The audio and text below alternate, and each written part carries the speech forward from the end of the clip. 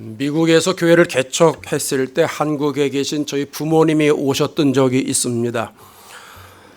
처음이자 마지막으로 오셨는데 성도들이 한 10명 정도 됐을 때 이제 한 15명에서 20명 그 사이에 모일 때 부모님이 오셨습니다. 한 20여 년 전 얘기입니다. 아버지가 한 주간 계시면서 저희 삶을 이렇게 둘러보시더니 김치 냉장고가 없네 그러시더라고요. 한국에는 김치 냉장고가 보편화되어 가지고 집집마다 없는 집이 없고 하나둘씩 다 있는데 여기는 없다는 거예요. 무슨 뜻이에요? 사주시겠다는 의미입니다. 아버지는 우리가 식구가 4식구니까 어느 정도 사주면 좋겠다 생각을 하고 말씀을 하세요. 그때 제 아내가 그랬습니다. 아버님, 저희 식구가 많습니다. 너네 식구가 4식구인데 뭐가 많냐? 제 아내가 그랬어요. 저희 식구들이 20여 명이나 됩니다. 교회 식구를 말한 거지요. 아버지가 무슨 말인지 빨리 알아들으시더라고요. 그리고 아버지가 생각하신 것보다 조금 큰 거를 사주셨습니다. 그 냉장고 아직도 저희 집에서 사용하고 있습니다. 식구라고 하는 말은요, 밥을 같이 먹는 사람들이라고 말하잖아요. 그러니까 가족이라는 말을 같이 사용하기도 합니다. 식구나 가족은 뜻이 다르긴 합니다. 약간 차이가 있지만 비슷한 의미로 우리가 자주 사용하곤 합니다. 교회 성도들을 가리켜서 우리가 믿음의 가족이다 이렇게 말합니다. 누가 지어낸 이름이 아닙니다. 성경에 나오는 이름입니다. 오늘 본문을 보세요. 19절에 이렇게 말씀을 합니다. 그러므로 이제부터 너희는 예수 믿는 사람들을 가리키는 거예요. 예수 믿는 저와 여러분을 다 가리키는 거예요. 외인도 아니요 나그네도 아니요 오직 성도들과 동일한 시민이요 하나님의 권속이라. 권속이라고 하는 말은 가족이라고 하는 말입니다. 예수 믿는 사람들은요 하나님의 가족이다라고 하는 거예요. 이게 듣기는 좋지만 사실은 신비로운 말씀이고 이해가 되지 않는 말씀입니다. 왜냐하면 여러분 보세요. 식구는 밥을 같이 먹는 사람이라고 말씀드렸잖아요. 그러면 우리는 일주일에 밥을 몇 개나 같이 먹어요? 겨우 한 끼 먹습니다. 조금 더 먹어봐야 2끼 이렇게 먹습니다. 그러면 일주일에 한두 끼 먹는다고 식구라고 말할 수 있습니까? 그럴 수 없죠. 가족은 적어도 결혼 생활을 하는 사람이나 또 피를 나눈 형제들을 말하는 것인데 우리는 그런 기준으로 보면 아무 해당 사항이 없습니다. 우리는요 서로 다를 뿐입니다. 얼굴도 다르고 생각도 다르고 성격도 다르고 식성도 다르고 습관도 다르고 모든 것이 달라요. 똑같은 것이 찾아보려면 아주 힘듭니다. 심지어는 예배를 드리고 있는데도 신앙이 달라요. 어떤 사람은 조용히 찬양하는 사람이 있고 어떤 사람은 손을 들고 찬양해야 은혜가 되는 사람이 있고 어떤 사람은 기도를 해도 묵상으로 이렇게 해야지 은혜가 되는 사람이 있고 어떤 사람은 몸을 움직이면서 기도해야 자기 기도가 더 잘 된다는 사람이 있고요. 어떤 사람은 통성으로 소리를 지르면서 기도를 해야 기도가 더 잘 된 사람이 있습니다. 설교를 받아들여도요. 보수적인 생각의 입장에서 받아들이는 사람이 있고 진보적인 입장에서 받아들이는 사람이 있습니다. 우리는 서로 이렇게 다릅니다. 제가 샌프란시스코에서 목회를 할 때에 교회 권사님이 미용실을 하셨는데 제 머리를 늘 깎아주셨어요. 은퇴하실 때까지 미용실 문 닫을 때까지 10수년을 제 머리를 전문으로 깎아주셨어요. 어느 날 미용실에 갔더니 권사님이 그래요. 목사님 오늘은 젊은 스타일로 하면 어떠시겠어요? 그래서 젊은 스타일? 이게 뭘까? 그래서 권사님이 전문가시니까요. 권사님이 그냥 알아서 하세요. 이렇게 말씀을 드렸어요. 그랬더니 권사님이 잠시 뒤에 뭘 그릇을 가져오더니 뭘 막 섞어요. 그러더니 머리에다가 뭘 이렇게 발라요. 그러더니 쿠킹 오일을 가지고선 여기저기 막 다듬고 그래요. 그러고선 한 1, 20분 있다가 이제 미용이 다 끝났습니다. 머리를 감고 가만히 보니까 머리 색깔이 예사롭지가 않은 거예요. 중간중간에 뭐가 이렇게 색깔이 들어가 있더라고요. 그래서 권사님 이게 뭐예요? 그랬더니 이거 며칠 있으면 더 멋있어지실 거예요. 저 그런 줄로 알았어요. 그리고 며칠 있다 보니까 갈수록 노래집니다. 본색이 드러나는 겁니다. 브릿지를 한 거예요. 브릿지를 권사님이 주일이 다가오는데요. 이게 갈수록 노래지네. 주일날 설교를 합니다. 성도들이 앉아 있는데 그분들이 연애하는 친구고 결혼을 약속한 친구들인데 둘이 사이가 안 좋아요. 눈치를 보니까 영 사이가 안 좋아요. 그 예배 후에 제가 그랬어요. 아니 무슨 일이 있냐? 두 사람이 뭐 다퉜냐? 그랬더니 아니요. 그래서 그 왜 그래? 그랬더니 목사님 때문에요. 아니 왜 나 때문에 두 사람 얼굴이 그래? 그랬더니 남자친구는 우리 목사님 오늘 멋있었다는 거예요. 머리도 아주 멋들어지게 해가지고 은혜를 더 받았다는 거예요. 근데 그 여자친구는요, 어떻게 목사님이 머리에 브릿지를 할 수 있냐는 거예요. 우리 목사님 타락해 가는 거 아니야? 그래서 그것 때문에 이 머리 요 색깔 몇 개 안 넣은 그것 때문에 은혜를 도무지 못 받았다는 거예요. 여러분, 한 교회 다니는 성도들이고요, 둘이 결혼할 사이라고 말씀드렸잖아요. 이렇게 달라요. 이렇게 달라요. 이 친구들 지금 올리바인에서 예수 잘 믿고 있거든요. 여러분, 우린 다른 사람들이에요. 근데 성경은 하나님의 가족이라고 말해요. 예수님도 우리를 하나님의 가족이라고 말씀하세요. 마태복음 13장 50절에 가면 이런 말씀을 합니다. 누구든지 하늘에 계신 내 아버지의 뜻대로 행하는 자가 내 형제요 자매요 어머니이니라 하시더라.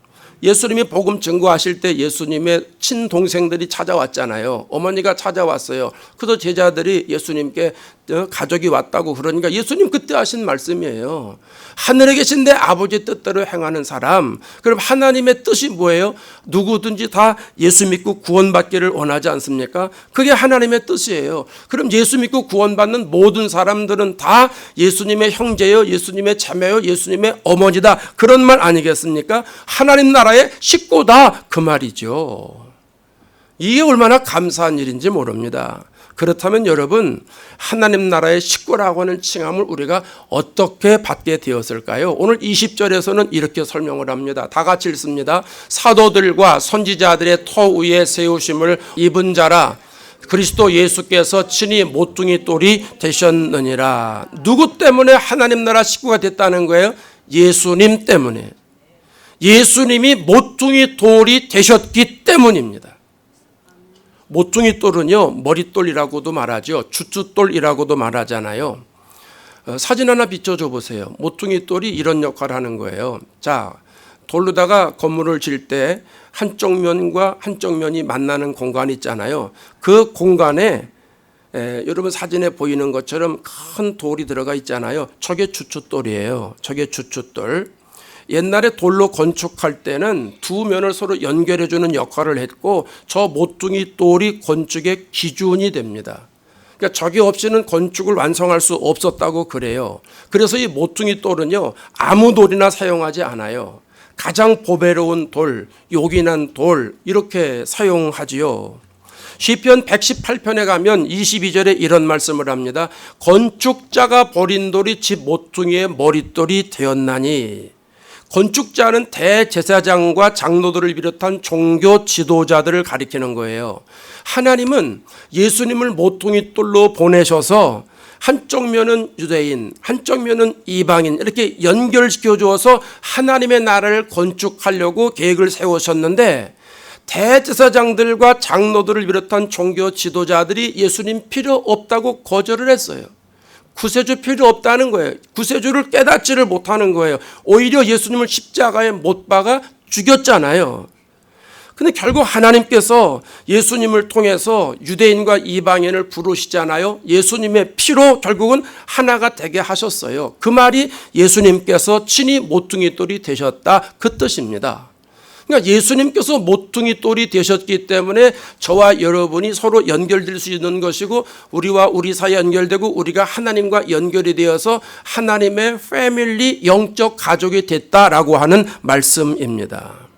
에베소서 2장 13절에 가면 조금 더 구체적으로 이렇게 설명을 합니다. 다 같이 읽습니다. 이제는 전에 멀리 있던 너희가 그리스도 예수 안에서 그리스도의 피로 가까워졌느니라.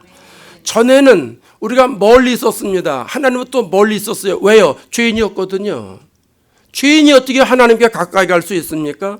죄를 지어서 하나님 앞에 감히 고개를 들 수조차 없고 하나님 앞에 올 수조차 없는 사람이었는데 그런데 예수님께서 십자가를 지실 때 피를 쏟고 말미암아 그 피를 통해서 우리가 하나님과 가까워졌다라고 하는 것이죠.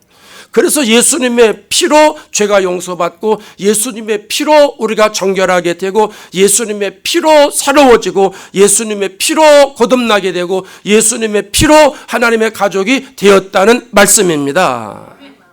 예수님의 피로 하나님 나라의 로열 패밀리가 됐다라고 하는 말입니다. 그래서 예수님의 피가 능력이 있는 거예요. 주의 보혈 능력이 있도다. 주의 피 믿으오. 주의 보혈 그 어린 양의 매우 귀중한 피로다. 여러분, 우리는요 예수님의 피로 맺어진 믿음의 가족, 믿음의 공동체입니다. 예수님을 구세주로 따르는 믿음의 가족입니다. 성령으로 거듭나서 새로워진 믿음의 가족입니다. 예수님의 재림을 사모하는 믿음의 영적 가족입니다. 여러분, 예수님의 피로 내 죄가 용서받고 하나님의 자녀가 되었다라고 하는 이 사실이 믿어지세요? 다시 한번 믿어지세요? 예, 여러분, 예수님의 피로 하나님의 나라의 가족이 되었습니다. 축하드립니다. 이것처럼 귀한 복이 없습니다. 예수 믿고 하나님 나라의 가족이 되었다는 것처럼 복된 일이 어디 있습니까? 하나님의 가족이 되었기 때문에 하나님 나라 가는 것 아니겠습니까? 이런 웃음의 얘기가 있습니다. 어떤 아들이 아버지를 열심히 전도를 했습니다. 엄청나게 노력을 많이 했는데 그 아버지가 결국은 교회를 다니게 됐습니다. 예배를 드리고 기도를 하고 이런 모습들을 이제 많이 봐오셨어요. 근데 하루는 아들이 아버지에게 그러는 거예요. 아버지, 교회를 여러 해 다니셨으니까 이제부터는 아버지가 식사기도 좀 해주세요. 밥 먹을 때 기도해 달라는 거예요. 그러니까 아버지가 그러라. 내가 그동안 교회도 많이 다녔고 기도하는 거 많이 봤으니까 내가 해주지. 그러고서 이제 드디어 아버지가 기도하는 첫날이 됐습니다. 아버지가 이렇게 기도합니다. 하나님, 형님 감사합니다. 아들이 깜짝 놀라가지고 기도하다 말고 눈을 떴습니다. 아니 아버지, 하나님 형님이 뭐예요? 하나님 아버지죠. 그랬더니 야 이놈아, 너한테 하나님이 아버지면 나한테는 형님이지. 여러분, 하나님은 손자가 없어요. 하나님은 손자가 없어요. 무슨 말인지 아시죠? 예수 믿는 모든 사람들은 시대가 지나감에 상관없이 하나님의 아들, 딸이 됩니다. 그렇기 때문에 1000년 전에 믿은 사람들도 하나님의 아들, 딸이고 오늘날 예수 믿는 저와 여러분도 하나님의 아들, 딸입니다. 그 하나님의 아들, 딸이 되었기 때문에 축하드린다 하는 말씀입니다.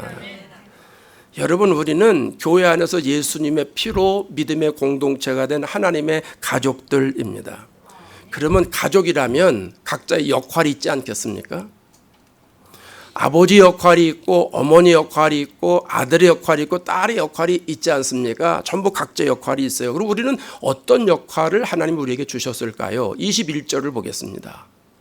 그의 안에서, 예수님 안에서입니다. 다 같이 읽습니다. 그의 안에서 건물마다 서로 연결하여 주 안에서 성전이 되어가고.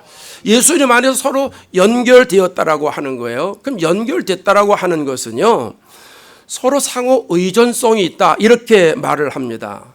연결되었기 때문에 서로 돌봐줘야 된다는 것이고 서로 도와줘야 된다는 것이고 연결되어 있기 때문에 내가 영향을 받는다 이런 말이 되지 않습니까?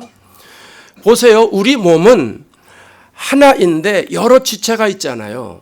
저나 여러분이나 다 눈이 있고 코가 있고 귀가 있고 입이 있고 손이 있고 발이 있고 다 그렇지 않습니까? 근데 각자 역할이 있어요. 손이 하는 역할이 있고요.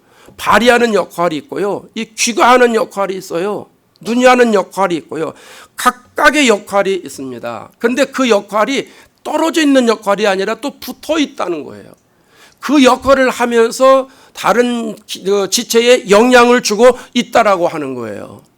이틀 전에요. 제가 좀 흉 볼게요. 이틀 전에 자다가 다리에 쥐가 새벽에 났어요.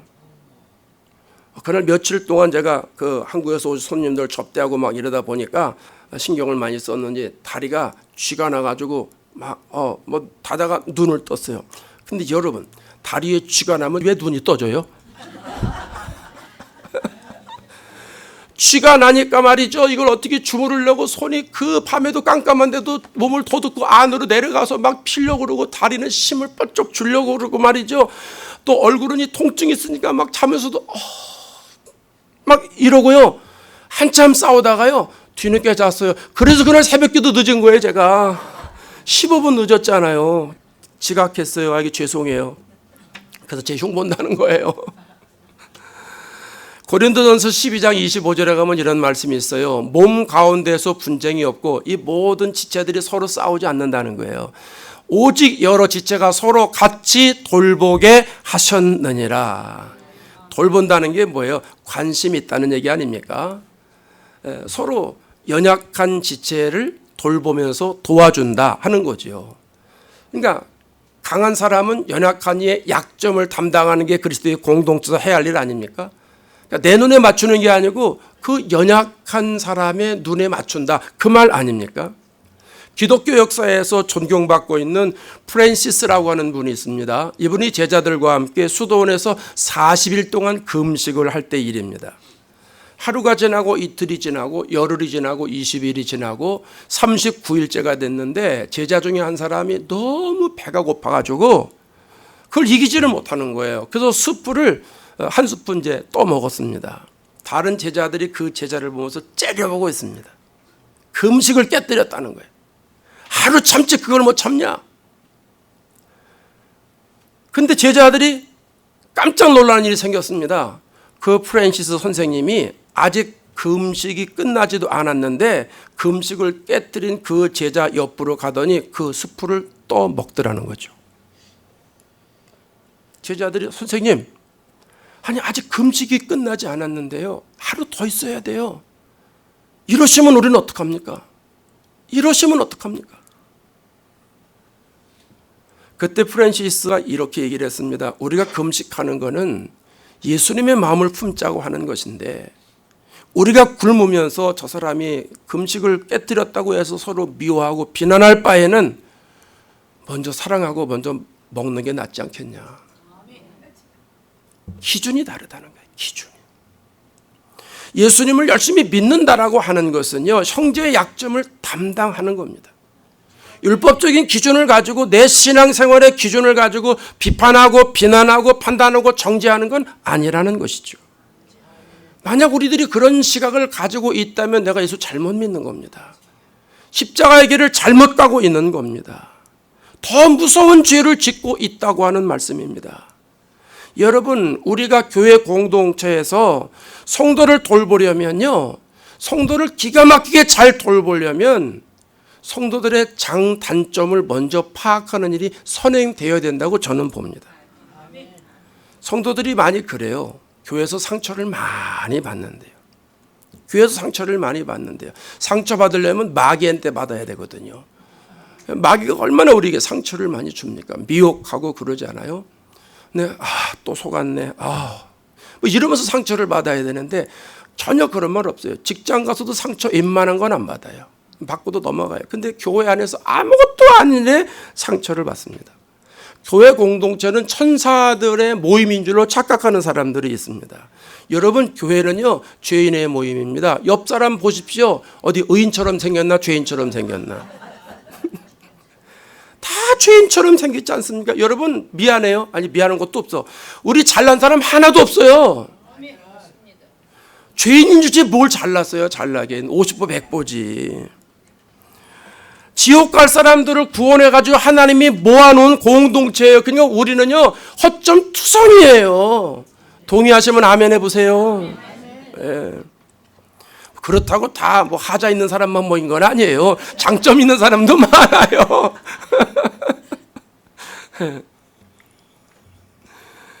우리가 이 신앙 공동체에서 정말 은혜를 누리면서 성도를 돌보는 일을 잘하려면은요, 우리 성도들과 교제하면서 영적 상태를 먼저 파악하는 일이 중요합니다.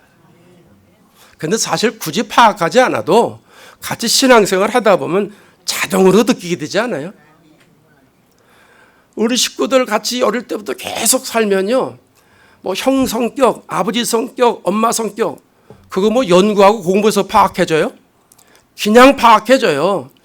가정에서 살다 보면 뭐 아버지가 화를 팍 내면 이럴 때는 아버지가 화를 내는구나. 화를 내면 또 어떨 때는 우리 아버지 도를 지나쳐서 낼 때가 있어요. 그러면 야, 아버지 무지 화났나 보다. 화날 땐 저렇게 하는구나. 우리 아버지 성격이 그렇구나. 뭐 이런 것들이요 저절로 파악이 되고요. 또 우리 형들은 어떨 땐 이렇게 하는구나. 내가 이렇게 하니까 형이 좋아하네. 우리 형은 또 아버지하고 성품이 반대네. 이런 걸 자동으로 우리가 파악하지 않습니까? 근데 그것처럼 교회 안에서도 같이 신앙생활하면서 그냥 저절로 사실 알게 돼요. 더군다나 교회를 같이 해보면요 쉽게 알죠. 하다 보면 사람들은 누구든지 다 자기 스타일로 하려고 하는 근성이 있거든요. 그렇게 되면 서로 부딪힙니다. 그래서 말에서 부딪히고 행동에서 부딪히고 인격에서 부딪히고 야, 저 사람은 누구를 배려를 안 하는구나. 이런 모습들이 다 보이거든요. 그래서 그 사람의 성격이나 말투나 배려나 믿음의 깊이나 모든 걸 전부 알게 되는 거예요. 알고 싶어서 아는 게 아니라 같이 하다 보면 다 알게 돼요. 몇 달만 해도 알게 되고요. 몇 년 하면 더 많이 알게 되죠. 신앙적인 부분도 알게 되지 않습니까? 신앙생활 하면서 보면 예배 드리는 걸 보고 기도하는 거를 보고 충성하는 거를 보고 여러 가지를 보면 야, 저 사람은 예수 믿는 사람 확실히 맞다. 야, 저 사람은 예수 믿는 사람이 아니네. 그냥 종교인으로 교회 왔다 갔다 하는 사람이네. 저 사람은 그냥 예수님 얘기를 많이 해요. 야, 저 사람은 성령 받은 사람이네. 저 사람 입에서는 예수 믿는 말을 안 해. 저 사람은 성령 받지 않은 사람이로구나. 이런 것들이 저절로 다 드러나지 않겠습니까? 여러분, 하나님이 그런 사람을 다 모아주셨습니다. 다 모아주시고 믿음의 공동체를 이루게 하셨습니다. 그러면 누가 누구를 돌봐야 되는 거예요? 믿음이 있는 사람이 믿음이 없는 사람을 돌봐야 되는 것 아니겠습니까? 섬겨야 되는 것 아니겠습니까? 그러면 그 사람의 장점을 발견했습니다. 그 사람의 단점을 발견했습니다. 그러면 그 사람이 어떤 말을 해도 상처가 될까요? 안 될까요? 안 돼요. 그 사람이 기분 나쁜 말을 했어요. 그 사람 말투가 워낙 그래. 그 사람이 누구 형 봤어? 그 사람 늘 그래. 그 사람은 아직 거듭나지 못했기 때문에 눈에 보이는 걸로만 얘기를 해. 막 부풀려. 그거 가지고 상처 안 받아요. 왜? 그 사람이 아직 예수를 깊이 못 만났어요. 그럼 이해를 해야지. 그렇지 않아요? 동의하세요? 그 사람의 그게 단점이에요. 단점을 지적하면 안 되죠. 그 사람도 은혜 받으면, 그 사람도 성령 받으면 달라지겠죠. 그게 가족 아닌가요? 그게 공동체 아니겠어요? 가끔 어떤 분이 저한테 와서 그래요. 우리 교회 얘기 아니고 전에 있던 교회에서 어떤 성도가 와서 화가 머리끝까지 나가지고 목사님! 왜 그래요? 무슨 일이요? 아니 어떻게 집사가 그런 말을 쏘고 있어요? 어떻게 권사가 그런 말을 쏘고 있어요? 무슨 일인데? 이래저래 이렇게 말했어요.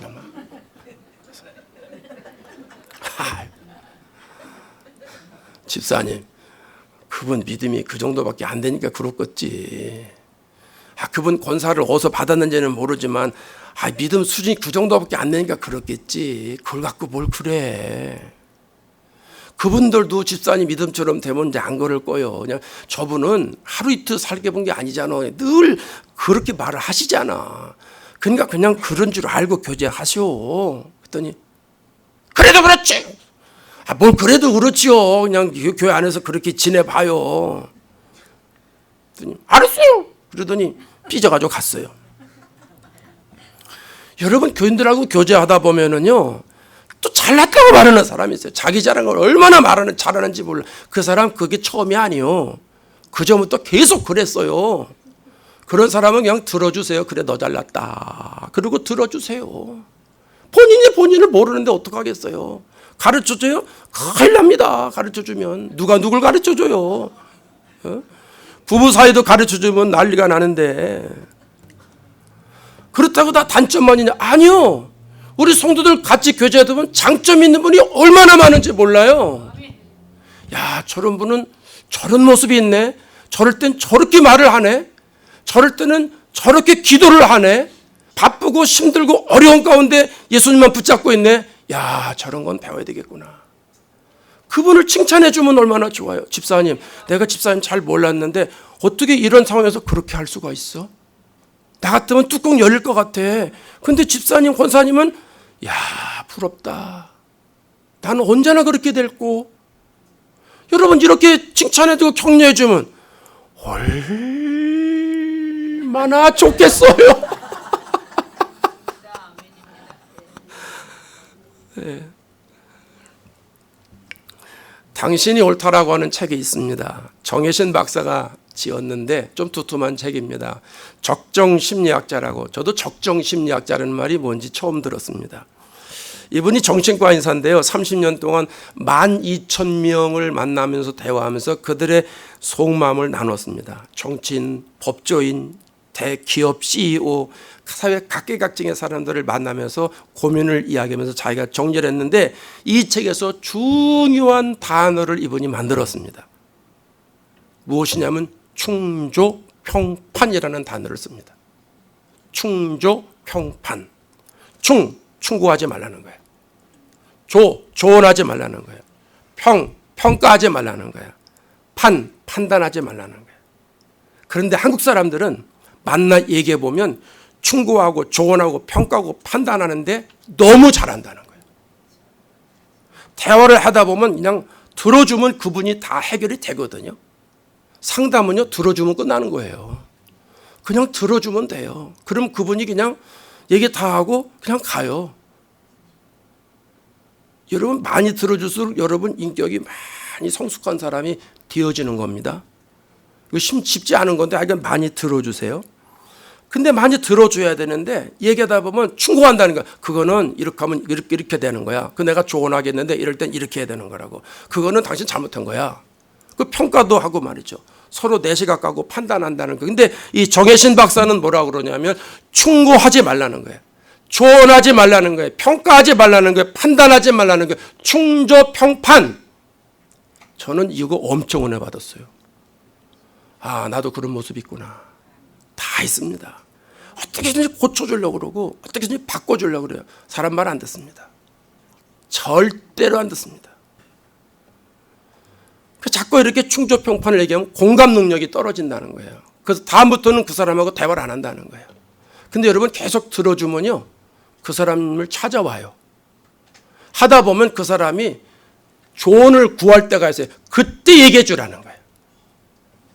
해답이 안 나올 이럴 때는 어떻게 했으면 좋겠습니까? 그렇게 물어보면 그제서야 그거는 이렇게 하고 이렇게 하고 내 경우 봐서는 이렇게 하는 게 좋겠다고 그러면 그분이 그걸 듣고선 판단한다라고 하는 겁니다. 그러니까 여러분 우리가 신앙 공동체에서 믿음의 공동체에서 이런 부분들이 너무 중요한 거죠. 예수님의 피로 우리가 믿음의 공동체로 연결되었으니까 서로를 돌보는 거예요. 돌보는 거는 도와주는 거예요. 어떻게 도와주는 거예요? 그를 격려하고 그의 이야기를 듣고 그가 어려울 때 힘이 되어주는 그런 것으로 도와주는 것이라는 거죠. 22절에서는 이렇게 얘기를 합니다. 22절 마지막 절입니다. 너희도 성령 안에서 하나님이 거하실 처소가 되기 위하여 그리스도 예수 안에서 함께 지어져 가느니라. 함께 지어져 간다는 거예요. 이거 건축으로 말하는 거예요. 예전엔 돌로 건축을 많이 했지 않았습니까? 그러면 돌의 종류가 많아요. 돌의 크기도 전부 달라요. 근데 이 많은 다양한 돌들을 서로 모아가지고 집을 짓는다 이런 얘기거든요. 그래서 함께 지어져 간다는 말이에요. 자, 건축을 한번 생각해 보세요. 모든 돌이 다 필요한 거 아니에요? 큰 돌이 들어갈 위치가 있기 때문에 큰 돌이 필요한 거고 작은 돌이 들어갈 위치가 필요하기 때문에 작은 돌이 필요한 거예요. 그래서 어떤 돌은 눈에 잘 보이는 곳에 쌓게 되고 어떤 돌은 눈에 보이지 않는 곳에 쌓기도 하지 않습니까? 겉으로 보기에는 다 됨직한 돌들만 있습니다. 그런데 건축하는 모습을 보면 그 돌이 잘 서 있을 수 있도록 뒤에다가 받침대 되는 돌들이 또 있습니다. 이건 눈에 안 보입니다. 눈에 안 보인다고 이 돌이 소중하지 않은 게 아닙니다. 이 돌이 소중합니다. 이 돌이 있기 때문에 겉에 드러난 돌이 보이는 거예요. 역할을 감당한다라고 하는 겁니다.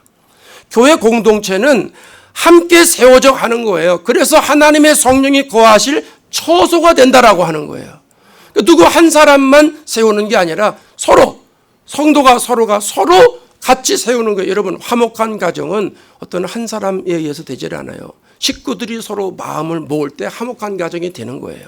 은혜로운 교회는 어느 한 사람의 노력도 필요하지만 여러 사람이 같이 힘을 모을 때 은혜로운 교회가 된다는 것 아니겠습니까? 교회 공동체도 동일한 원리가 적용된다는 말씀입니다. 우리 교회도 주님의 역사가 넘치는 교회가 되기 위해서 우리가 서로 힘을 모아서 함께 지어져가는 교회가 되어야 됩니다. 그래서 어떤 일을 위해서 그 사람의 전면에 나서는 수도 있고 어떤 사람은 같이 일했는데 눈에 안 보일 수도 있고 이렇게 다를 뿐이지 결국 모든 사람들이 하나가 되어서 간다라고 하는 거예요. 나사라고 하는 곳에 세계 최고의 과학자들이 모여서 우주선을 만들지 않습니까? 그런데 나사에는 나사 직원들 중에는 평범한 사람도 있다는 거예요. IQ가 100, 110 되는 사람도 있다는 거예요. 90 되는 사람도 있겠죠. 그들이 거기서 무슨 일을 할까요? 우주선은요, 최첨단 기술만 필요한 게 아니라 그 기술을 발휘하기 위해서 단순한 기술도 필요하다는 거죠. 전에 내려오는 얘기입니다. 어느 책에 보니까 이런 글을 썼는데 제가 소개를 드려요. 나사에 머리 좋은 두뇌를 가진 사람들을 뽑았대요. 처음에 뽑아가지고 그 사람들에게 누군가는 단순 노동을 해야 되니까 단순 노동을 시켰답니다. 그런데 불량품이 많이 나오더래요. 그들이 자존심이 좀 상했던 것 같아요. 우리가 이런 거 만들려고 이런 회사 들어온 거야? 우리가 이런 거 만들려고 막 이런 마음이 있었대요.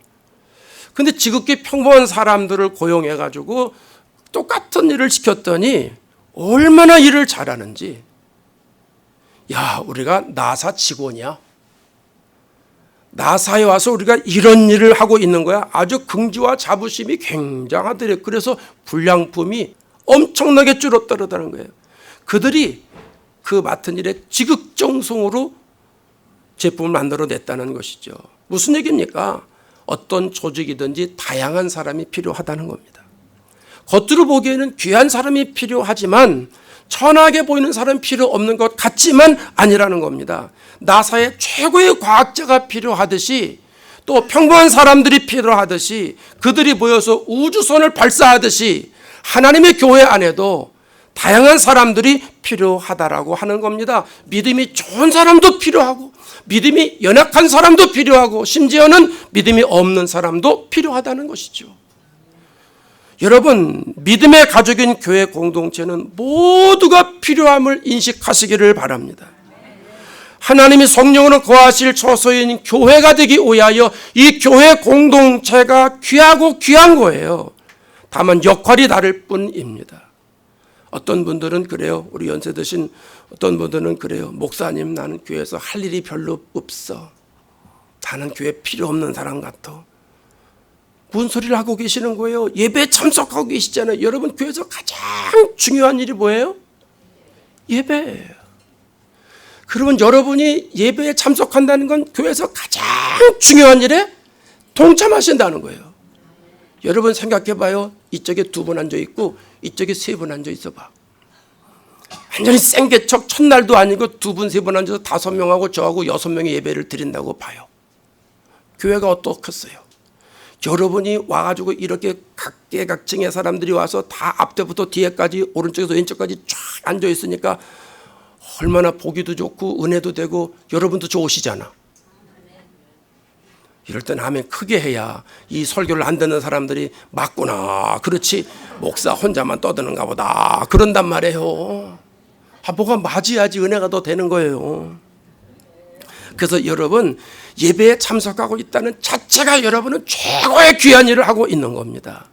기도하는 일에 같이 동참하지 않습니까?